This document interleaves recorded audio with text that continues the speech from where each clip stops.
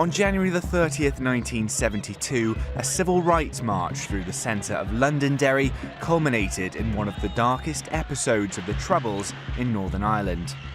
The events of Bloody Sunday would come to define the conflict for many and leave a lasting legacy of bitterness and injustice.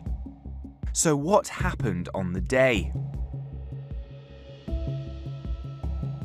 By 3 p.m. on Sunday afternoon, as many as 15,000 people gathered in the Cregan area in protest against the government policy of internment, which allowed the authorities to imprison suspected IRA members without trial. Organised by the Northern Ireland Civil Rights Association, it was technically illegal, as all large gatherings had been prohibited by the Stormont administration. Ignoring the ban, the predominantly Roman Catholic crowd set off towards the Guildhall in the city centre. But their intended route along William Street was blocked off by British troops called in to police the event. The main march was redirected along Rossville Street towards the Free Derry Monument, but some stayed to confront the soldiers manning the blockade. As the standoff intensified, a water cannon was brought up to disperse the rioters. Bricks and bottles were soon answered with rubber bullets and CS gas.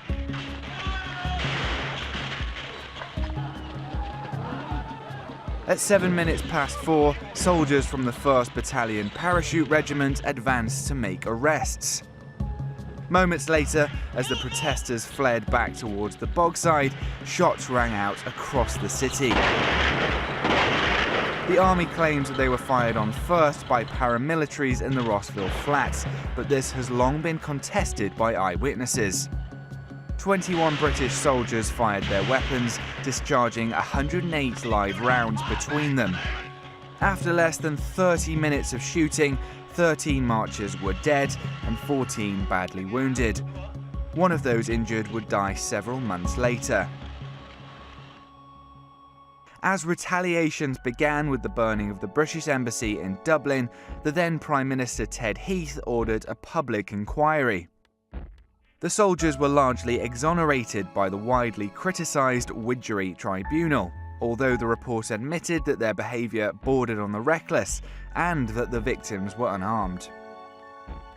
Years of campaigning by nationalists and the victims' families followed, and a second inquiry was commissioned by Tony Blair in 1998.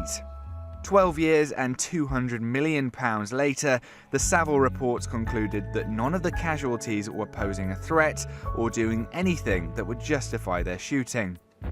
It led to a public apology by Prime Minister David Cameron in 2010. Indeed, on behalf of our country, I am deeply sorry.